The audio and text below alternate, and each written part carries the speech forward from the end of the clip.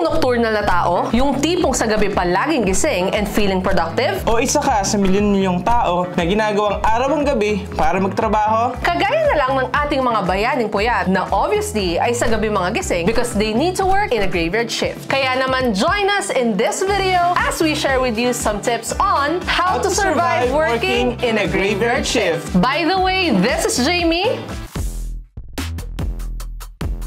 And this is Jonelle. If kaya-kaya mong magpuyat para sa kachat mo, why not monetize your time, especially at night, by applying as a call center agent here at Medicom because we still have a lot of active hirings as of the moment. Click nyo lang yung link sa baba to get started with your application. Kaya naman without further ado, pag-usapan natin kung paano nga ba mabubuhay sa gabi at makakatulog sa umaga. So, tip number 1, give yourself time to adjust. Huwag na natin sugarcoat. Talagang mahirap to sa first month. So, ang dapat mong gawin dyan ay i-adjust mo yung environment mo. Okay. Ayan. So, paano ba, partner? So, number 1, ginagawa nila para maging gabi comfortable. din. Yeah. And gabi din yung setting. Oo, tama. Nagko-cover talaga sila ng kurtina. Yung mga blackout curtains yung ginagamit nila dito. Para talagang feeling mo gabi, kahit na umaga ka natutulog. Kasi kahit pa paano, nakakatulong yun sa visual sense mo, di ba? Kasi nga, normally yung body natin, parang mas mabilis tayong antokin kapag alam natin gabi na, madilim yung paligid. Eh, what about nga kung graveyard shift ka, tapos ang tulog mo is magiging umaga. So, yun nga, tama naman yung tip na binigay mo, partner, which is gumamit kayo ng mga blackout curtains, yung parang cover talaga, yung walang tatagos na liwanag. And syempre, bukod sa blackout din yung paligid, mas masarap kung matutulog kang nang naka-aircon. Uy, sana all. Diba? And syempre, yung mga first-timer dyan na di pa nakakasahod, wala pang pambili ng aircon, electric fan muna. Kaya naman, especially nandito naman tayo sa Pilipinas, di ba? For sure. Kaya mag-adjust ng ating mga body for that. And pa-December na. Yung lamig ngayon, hindi na kailangan ng aircon, di ba? Electric fan lang, okay na. And yun nga rin, just listen to your body. For sure, lalo yung mga newbie dyan.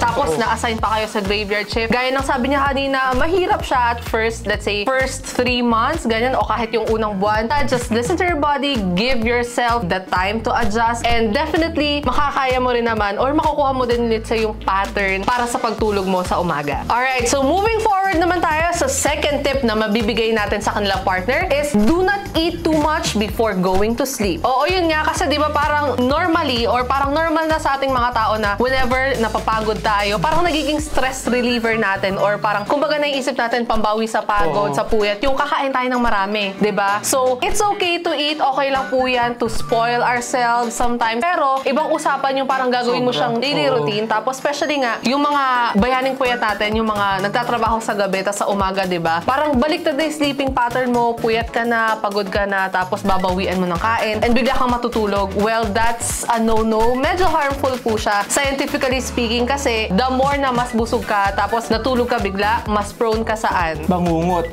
So, pinakamaganda mong gawin, magpahinga ka muna at least an hour, di ba? Para kahit pa paano ma-digest ng katawan natin yung mga kinain mo. Or, kung kakain ka ng medyo madami, piliin mo yung kakainin mo. Oo. Parang kakain ka na lang din as much as possible yung healthy, kahit pa paano. Bawian mo ng gulay, ng prutas, ganyan, or anything na makakapag-supply sa'yo ng lakas afterwards. So, since napag-usapan na natin yung mga pagkain, pag-usapan naman natin yung mga vitamins and supplements na pwede natin i-intake.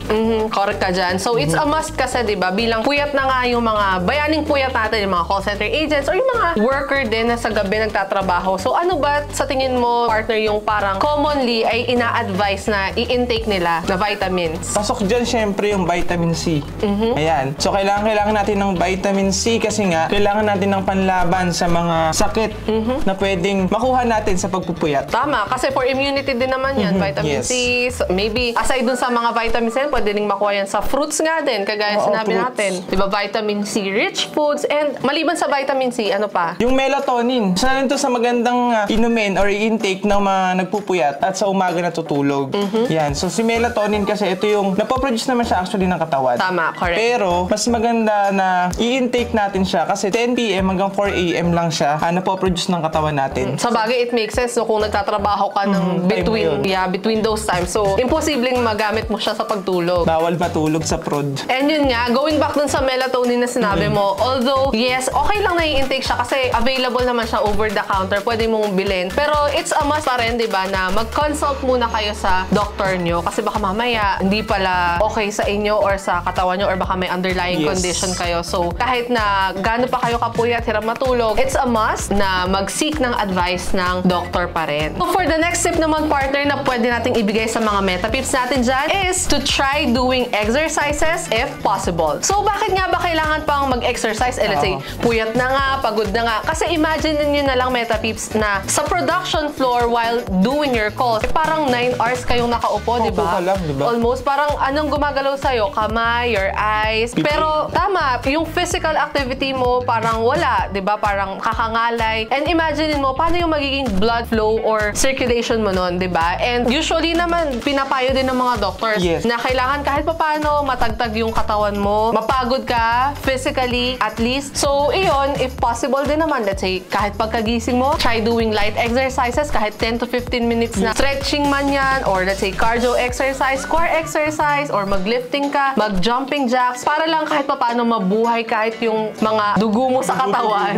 Diba? And madagdag ko na rin dyan, partner, no? Mapapansin mo usually yung mga BPO companies or call centers mismo, meron silang facilities na ino-offer sa kanilang mga sites. Meron dyan free gym. Yes, may free gym. Yung iba, kung walang gym, may free membership naman sila. Oo, tama. Correct. Parang bibigyan nila ng discount yung employee ng certain company or ng call center na yan. At isa pa sa mga activity dyan is yung sports activities. Diba? Correct. Tama. Lagi yan nandyan. May pa-basketball, may pa-volleyball, and yung ibang facilities nga, may mga billiard tables pa, diba? Pwede mo talaga during break, actually, no, Max, meron pa, may pa-table tennis. Table tennis. And tama. Tsaka meron din, if I'm not mistaken, yung mga parang pa-trampoline. So, if you feel like doing so, then go. Kasi kahit pa paano, it's a way din para ma-relieve yung stress ng mga agents, diba, from calls. So, ayun, nakakatuwa rin na most of the call centers here in the Philippines ay binibigyang pansin na rin nila yung parang physical aspect, diba, ng kanilang mga agents. Hindi lang yung parang mental health, although it's important as well, pero dapat balance lang. So, ito naman, ito kasi madalas na ginagawa ng mga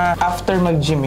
Umiinom ng energy drink. Sa ating tip number 5, limit your caffeine intake. So, since nabanggit mo naman yan, no, caffeine, I think pinakauna sa listahan na pwede nating i-advise is medyo bawasan po natin yung pag-i-intake natin ng coffee. Diba? Kasi usually ngayon sa mga call centers dun sa pantry, may mga palibreng kape na dyan, care of TL or OM or kahit ng company mismo, and even after shift or during break. Tama. Oo, yung ayaan na yan. Nagayan sa cafe or lalo ngayon in yung mga iced coffee na yan na tinatawag natin. So, as much as possible, medyo mag-refrain muna tayo sa pag-intake nun. Siguro 1 to 2 cups a day pwede, pero yung gagawin mong tubig, yung kape habang nasa production floor ka, medyo mag-isip-isip po tayo kasi in the long run, for sure, may effect din sa katawan natin yan. And syempre, dapat timing mo din yung pag-inom mo ng kape.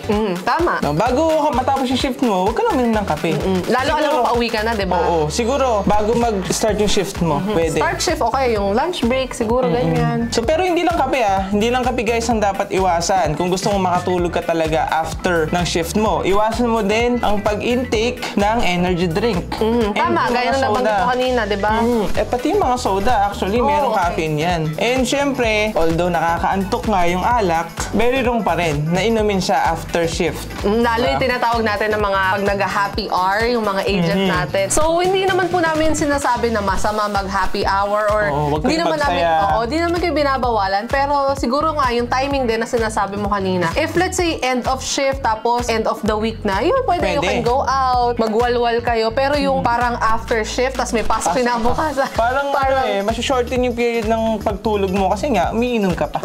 So, madedeprive ka na sa pahinga, tapos masasacrifice pa yung sleep. Ending, pagpasok mo may hangover ka, inaantok ka pagod. So, wala rin. Parang hindi ka rin magiging productive. Sa mga meta tips naman natin dyan na currently working in a graveyard shift, share nyo naman ang diskarte nyo and tips kung paano nyo na-survive ang ganitong klaseng setup. Just share it in the comment section below. Now, we're on to the last step na pwede naming maibigay sa inyo on how you can survive working in a graveyard shift, which is you should stay screen-free as much as possible. So, yung sinasabi natin screen-free na to, no, partner, ito yung parang let's avoid as much as possible yung paggamit ng mga cellular phones natin, especially, di ba, pag nasa shift tayo. Kasi, if mapapansin mo rin, parang nagiging pampalipas oras natin during break time, let's say yung bio break na 15 minutes or yung lunch time, yung pag-scroll sa cellphone. There's nothing wrong with that naman, di ba? So, parang kanya-kanya naman tayong diskarte. Paano natin i-spend yung break natin? Pero, ang tip nga natin is paano ka makakasurvive sa graveyard shift. So, imbes na mag-scroll ka sa Facebook and TikTok, bakit di ka mag-power nap? correct. Diba? So, gamitin mo yung, let's say, 15-minute na bio break mo para pumunta sa sleeping quarters, umidlip for 10 to 15 minutes, or ganito diskarte namin before nung calls din kami sa call center. Yung 15 minutes na break namin, ginagamit namin siya for eating and kakain na kami dyan. Tapos, babalik agad sa prod after, and then yung 1 hour na lunch break namin, yun yung gagamitin naman para matulog. And if naman, pag uwi mo, pauwi ka na from your graveyard shift, still applicable pa rin tong stay screen-free na to.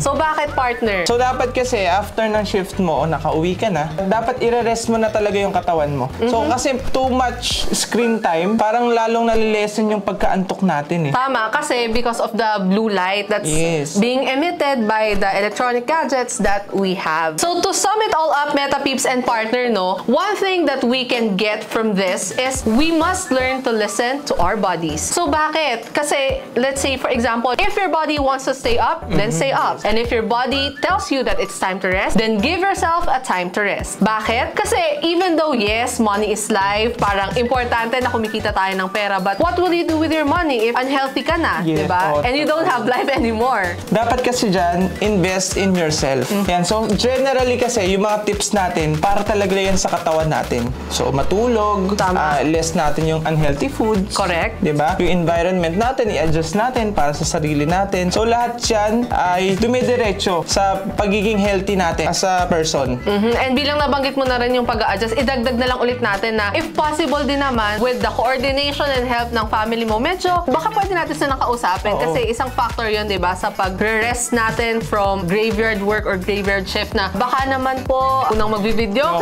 or as much as possible, huwag mo nang magsisigawan or mag-iingay habang nag-rest ka from your shift from the night before. But all in all nga, what we have to do is to listen to our body, and it makes all the difference kapag pinapakinggan natin mismo yung katawan natin na it's time to rest, magpahinga, matulog, mag-replenish. Kasi if that happens, definitely mas magiging productive and mas magiging capable tayo pagdating sa ating trabaho and even sa mga personal tasks natin. And that's it for today's episode of our BPO survival tips. And we hope na nakatulong tong video na to for you to have an idea kung paano mo maitataguyod ang pagtatrabaho sa graveyard shift, especially if newbie ka sa industry. And if you're up to the challenge of working at night, then dito ka na sa Metacom because we have a lot of openings that are in graveyard shift. Para naman aside sa basic salary, ay maging eligible ka rin to have at least 20% night differential para sa sahod mo. That's why just click the link below for your application, and also please don't forget to like, share, and subscribe to this channel. Thanks for watching!